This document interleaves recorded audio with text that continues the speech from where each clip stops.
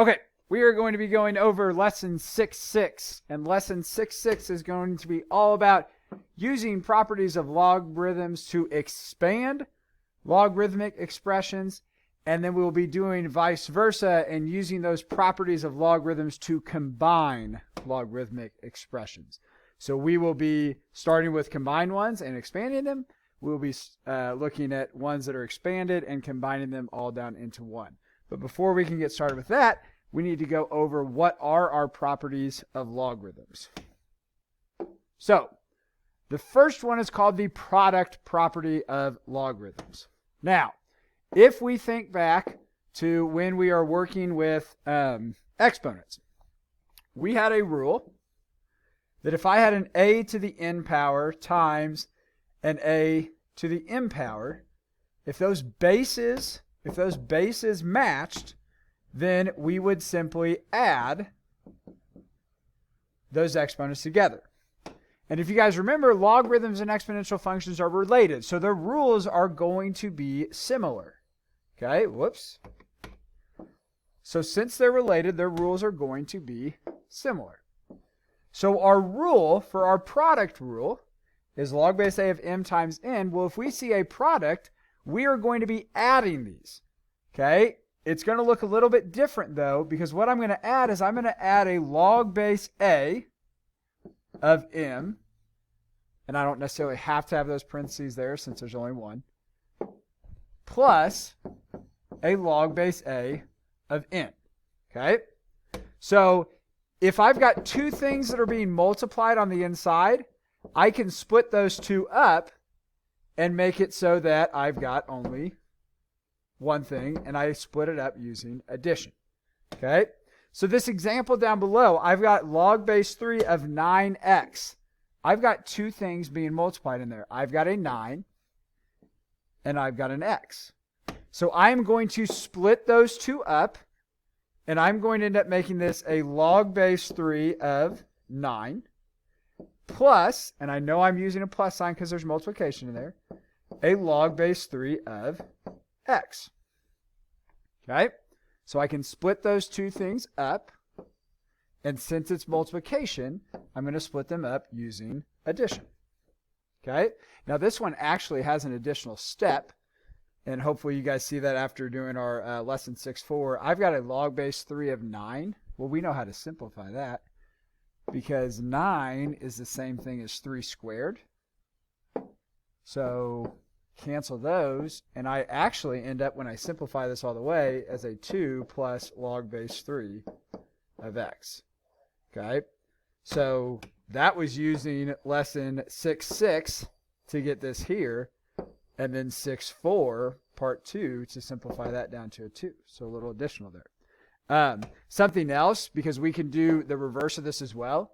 Say I had a log base 2 of x plus a log base 2 of y. Well, since their bases match, that means that I can combine those together. And when I combine those together, I end up with a log base 2 of xy. So I'm just doing vice versa of what I was. I had an x and I had a y. Both of them were in logs and added together. So that meant I could combine them using my multiplication. Okay, so it works both ways on that. Now, that's our product property for a logarithm. The next thing we're going to go over is our quotient property. Okay, so last time we talked about how we did a to the n times a to the m, and we added those exponents together. Okay, that should say an n, not an a, I'm sorry. So this one, now we're talking about our quotient rule. So if we remember our quotient rule for our exponents, remember our quotient rule was that we had to subtract those to figure that out. So now I've got a quotient rule here. What do you think I'm going to do when I separate those logarithms? I'm going to subtract. Okay? So if I see division, if I see a log base a of m over n, I can split that up and make that a log base a of m minus a log base a of n. So I can do that as well. Okay? Again, if we do this example down below, I've got x divided by 2, so I can split those two up, log base 2 of x minus log base 2 of 2. So again, I had an x divided by a 2. I split that up, and I had to make sure that I used subtraction when I did this. Now, once again, this is something that actually using 6 part 1 we can simplify further, because log base 2 of 2, well, that's really a 2 to the first power, right? Those bases match. I can cancel. This could actually be a log base 2 of x minus 1. Okay? And then, again, just like we did before, I can also move from here to this step. So say I had something like log base 3 of x minus log base 3 of 5.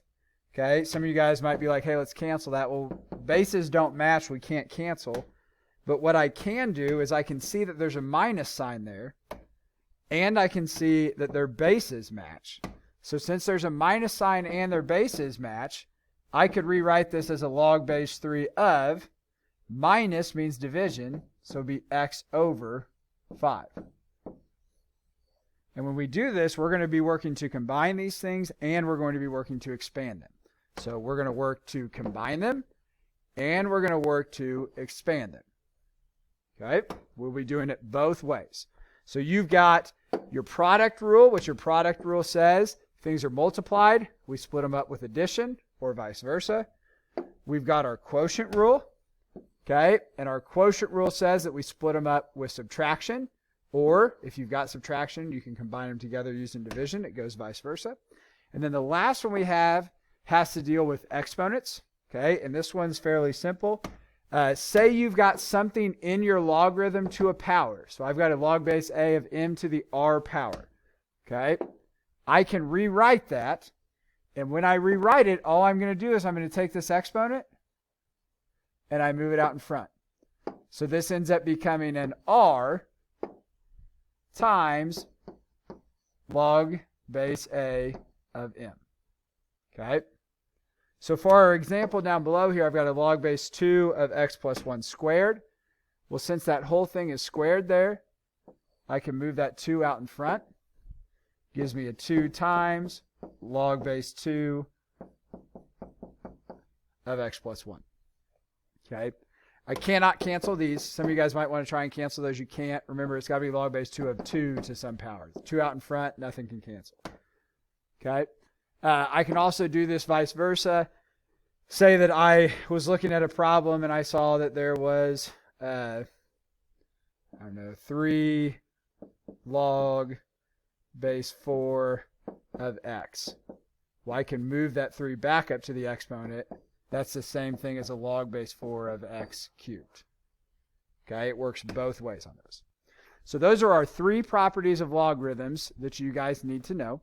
Okay, next video we'll talk about expanding those logarithms. And then after we talk about expanding them, we'll do another video talking about combining them.